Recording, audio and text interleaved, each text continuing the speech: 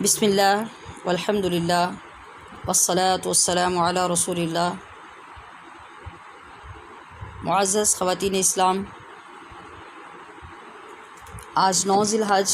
31 جولائی 2020 ہے اور اگلی صبح عید الاضحیٰ کے نام سے برکتیں، رحمتیں کائنات میں بکھیرنے کے لیے جلوہ افروز ہو رہی ہے۔ آج کی رات کے لیے تمام عزیزات و محبات اسلام کے لیے ایک بیش قیمت تحفے کے ساتھ حاضر ہوں، جو اس رات میں اور طلوع ہونے والی آئندہ فجر میں ہم حاصل کر سکتے ہیں۔ اللہ کے حبیب کائنات کے طبیب صلی اللہ تعالی علیہ وسلم نے ارشاد فرمایا، من قام لیلۃ العیدین محتسبا للہ لم یمت قلبہ یوم تموت القلوب۔ جس شخص نے دونوں عیدوں کی راتوں میں اللہ کی بارگاہ سے ثواب کے حصول کے لیے اور اس کی غرض کے لیے قیام کیا، یعنی کوئی بھی عبادت کی، تو اس شخص کا دل اس دن مردہ نہیں ہوگا جس دن تمام دل مردہ ہو جائیں گے۔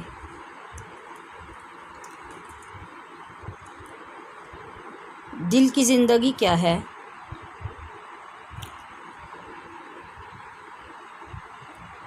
اور عرفا لکھتے ہیں کہ جس شخص کو دل کی زندگی نصیب ہو جائے وہ ایسا اعلیٰ بخت ہے کہ جب پوری کائنات فنا ہو جائے گی، جس کا دل زندہ ہوگا وہ اس وقت بھی زندہ رہے گا۔ دل کی زندگی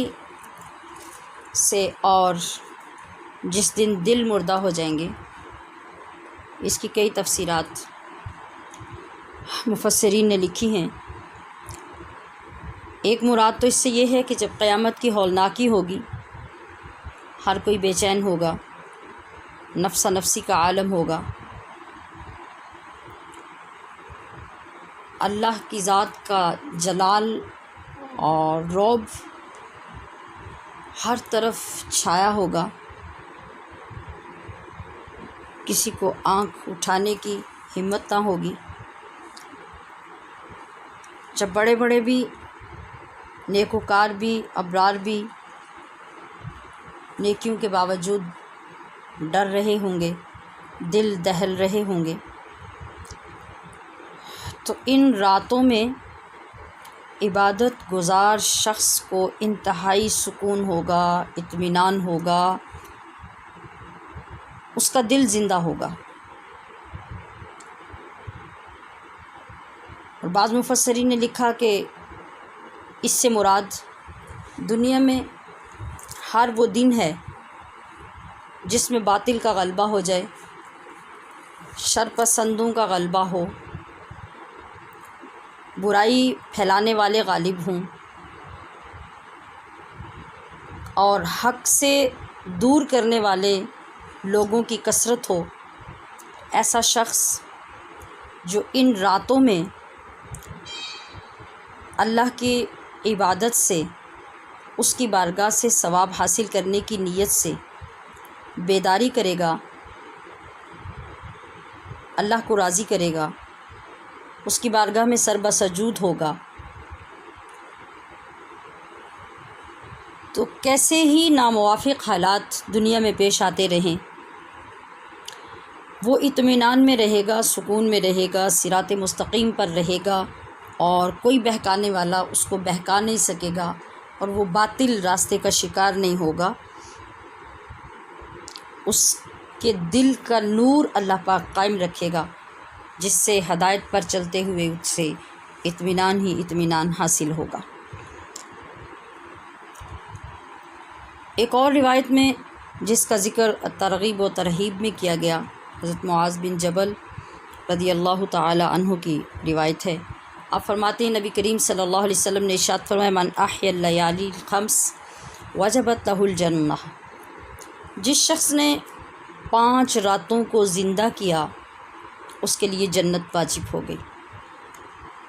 اور ایک تیسری روایت میں یوں الفاظ ہیں 5 لیال لا ترد فیہن الدعاء، 5 راتیں ایسی ہیں جن میں دعا کرنے والا جب دعا کرتا ہے تو اس کی دعا کو رد نہیں کیا جاتا، اس کو قبولیت ہی قبولیت عطا ہوتی ہے۔ وہ 5 راتیں مختلف روایات میں راتوں کا ذکر مختلف ناموں سے بھی کیا گیا ہے۔ ابھی جو میں آپ کے سامنے عرض کر رہی ہوں جس روایت کے مطابق اس میں ہے رجب کی پہلی رات،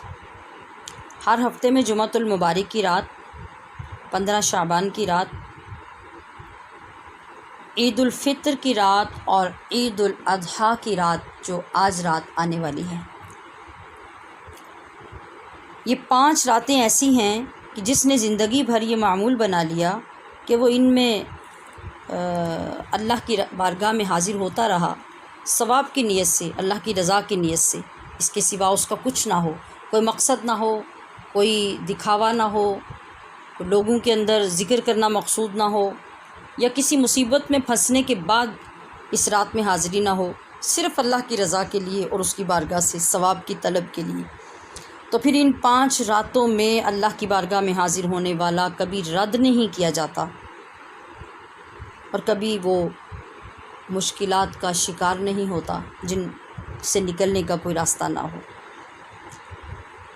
ہم اگر غور کریں تو ہمارے لیے کتنی بڑی نعمت ہے کہ ایک رات ہمیں ہر ویکنڈ پہ عطا کر دی گئی جو جمعہ کی رات ہے، مگر بار بار جو چیز آتی ہے ہمارے سامنے ہم اس کی قدر کھو دیتے ہیں۔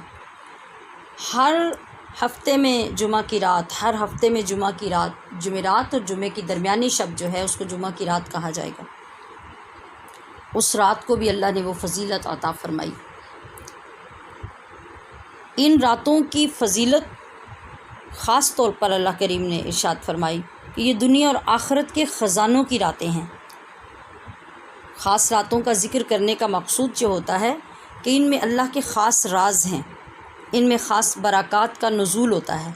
ان میں خاص فوائد امت کو عطا کیے جاتے ہیں، خاص انمول خزانے ہوتے ہیں جو محبوب کریم علیہ السلام کے غلاموں کو عطا کیے جاتے ہیں۔ لہٰذا ان راتوں سے بے خبر رہ کر مارکیٹس میں رات گزار کے، سلائی مشینوں کے آگے رات گزار کے اور مختلف وہ کام جو ہم کچھ دن پہلے بھی کر سکتے ہیں ان کو اس رات کے ساتھ منسلک کر کے راتوں کو ضائع کر لینا، یہ بہت بڑا خسارہ ہے، بہت بڑا نقصان ہے۔ آئیے ہم شیران اسلام آج اس رات کا یہ تحفہ لے کے آپ کی خدمت میں حاضر ہو رہی ہوں کہ ان راتوں کو زندہ کیجیے۔ اگر آپ نے حفاظت کے ساتھ تمام ارکان کی بہترین ادائیگی کے ساتھ عشاء کی نماز ادا کر لی، اس کو کام کاج کی وجہ سے ضائع نہ ہونے دیا، اور پھر وقت پر جاگ کر فجر کی نماز کو بھی اچھے طریقے سے ادا کر لیا، تو یہ بھی اس رات میں ایک منفرد اور اعلیٰ اجر و ثواب کا باعث بن جائے گی۔ اور مرد حضرات نے اگر اس رات میں عشاء اور فجر کی جماعت کو ضائع نہیں کیا تو ان کو بھی ایک روایت کے مطابق اس رات میں شب بیداری ہی کا ثواب دے دیا جائے گا۔ اور جو خوش نصیب عشاء بھی پڑھیں، فجر بھی پڑھیں اور پھر اس کے درمیانی وقت میں کچھ مزید وقت اپنے رب کے حضور گزار لیں جتنی توفیق ملے۔ اگر مکمل عشاء سے فجر تک کا وقت نہیں بھی ملتا تو جتنا بھی وقت آپ کو تھوڑا ہی کیوں نہ ملے، اس رات کی عظمت کے پیش نظر اسپیشلی اس رات میں اپنے رب کے حضور سر بسجود ہوں تو وہ ایسی فضیلتیں، ایسی برکات، ایسے فوائد، ایسے خزانے عطا کرنے کے لیے اپنے لوگوں کو، اپنے بندوں کو پکار رہا ہے جن کا ہم اندازہ نہیں کر سکتے۔ تو عزیزات محترم، اس رات میں بہت سے بزرگوں سے ثابت ہے۔ دیکھیے، جب ہم کسی بزرگ کے ساتھ کسی بھی عمل کی نسبت کرتے ہیں تو اس میں کوئی اعتراض کا پہلو نہیں ہوتا، اور اس کے لیے یہ بھی ضروری نہیں ہوتا کہ کیا یہ حدیث میں چیز ہے یا نبی علیہ الصلوۃ والسلام نے نام لے کر اس کا ذکر کیا ہے۔ جب آپ علیہ الصلوۃ والسلام نے آپ کو ترغیب عطا کر دی کہ اس رات میں شب داری کریں، شب داری کے لیے کوئی مخصوص نماز تو نہیں ہے، شب داری میں عبادت ہے، اس میں آپ علم کا حصول بھی کر سکتے ہیں، آپ تسبیحات و تحلیلات بھی پیش کر سکتے ہیں، نوافل بھی ادا کر سکتے ہیں، تلاوت کلام پاک بھی کر سکتے ہیں، اور قضا نمازوں کی ادائیگی بھی کر سکتے ہیں۔ یہ سب کام شب داری میں ہو سکتے ہیں، بلا کراہت ہو سکتے ہیں۔ اور اگر کوئی اللہ کا مقرب بندہ، کوئی بزرگ بندہ جس نے اس رات میں ایسی عبادت کی ہو ایک طریقے سے، اور اس نے اپنا وہ طریقہ عوام الناس کو منتقل کیا ہو اور ساتھ بتایا ہو کہ میں نے ان نمازوں سے یہ برکات، یہ فوائد اور اللہ کی ان رحمتوں کا نزول حاصل کیا ہے، تو پھر اس نسبت سے ہمارا ان عبادات کو یا ان نوافل کو ادا کرنا ہمیشہ باعث برکت ہی رہے گا، نہ کہ باعث اعتراض۔ تو آج کی رات یعنی جو عید الاضحیٰ کی رات ہے، اس میں